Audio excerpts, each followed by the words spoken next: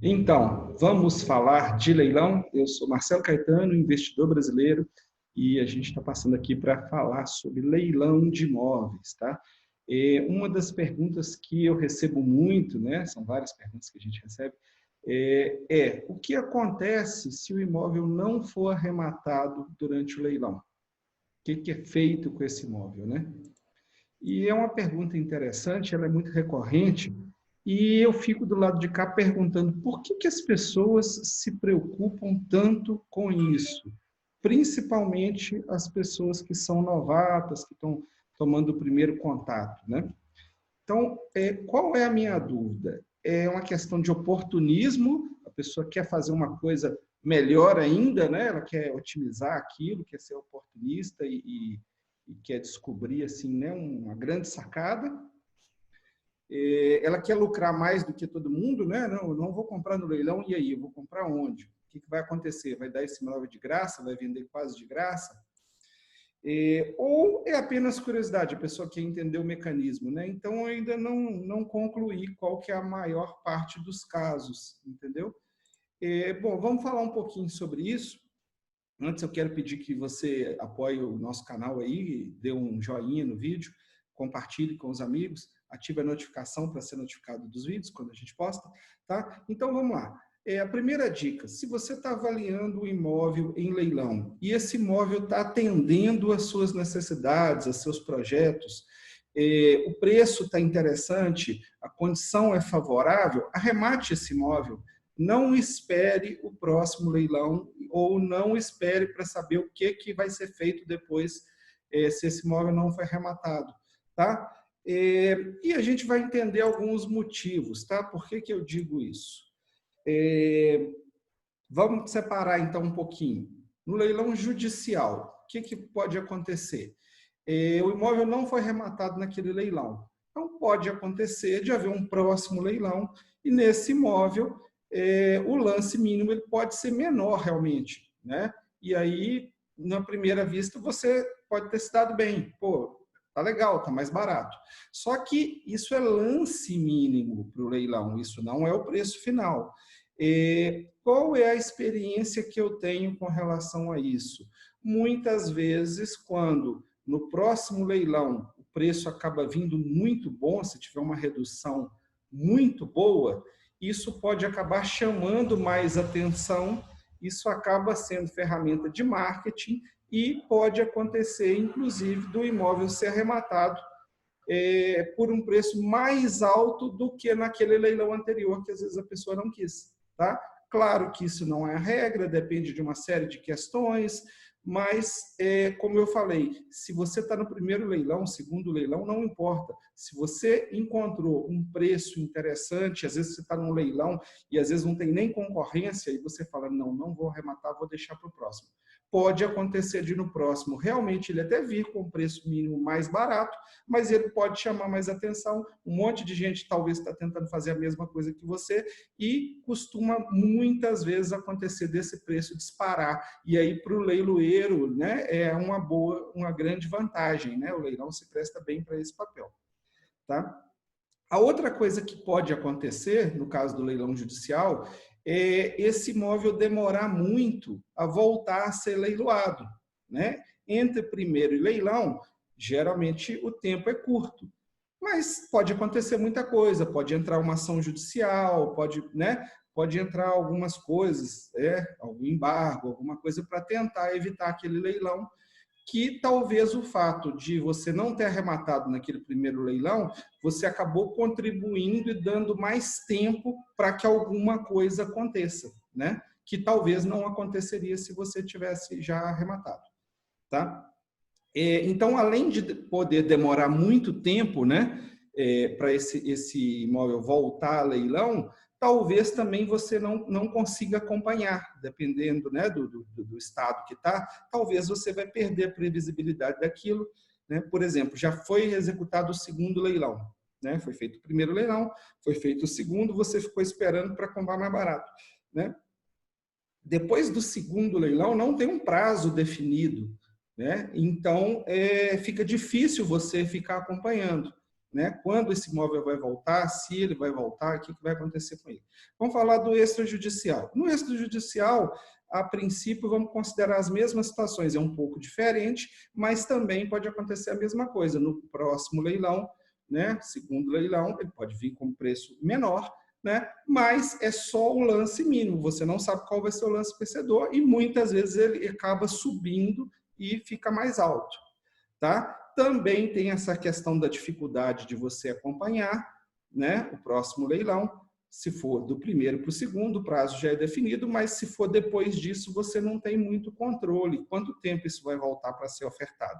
E no caso do extrajudicial, ainda tem uma característica diferente. Leilão extrajudicial, né, a grande maioria deles são leilão dos bancos em função de financiamento imobiliário que não foi pago, né? Então, executou a garantia contratual.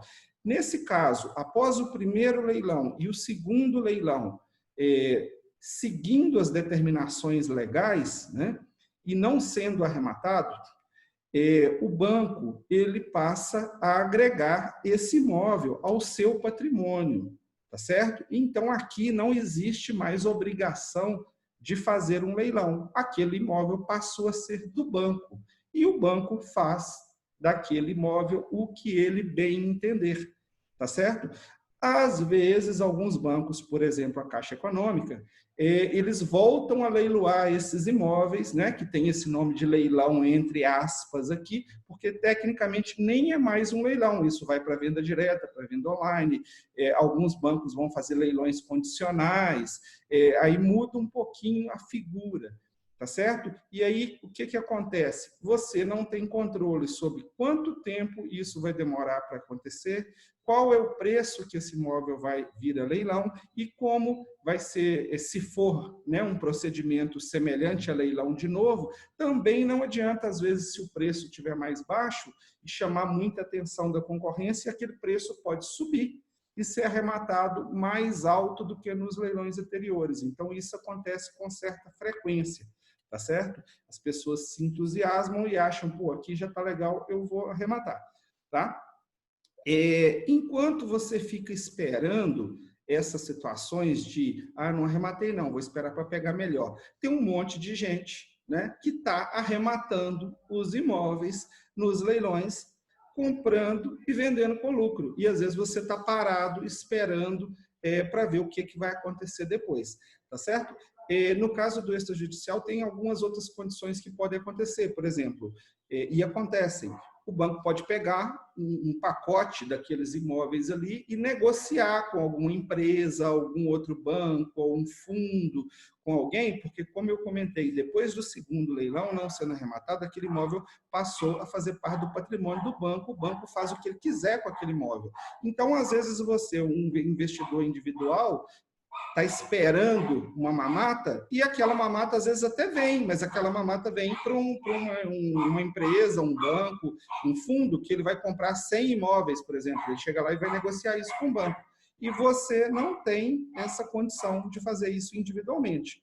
Tá? E outra coisa também interessante, se você estiver ativo no ramo dos leilões, comprando e vendendo e comprando, pode acontecer isso que você está querendo, ou seja, pode acontecer por acaso de algum imóvel que você acompanhou em algum leilão, você não arrematou, e pode acontecer por coincidência que você volte a ter uma oportunidade de arrematar aquele imóvel de uma maneira melhor. Mas isso vai ser uma coincidência e está mais sujeito a isso quem está ativo, acompanhando leilão, comprando e vendendo, e ligado no assunto, do que as pessoas que estão esperando aquela oportunidade de ouro cair do céu, tá certo?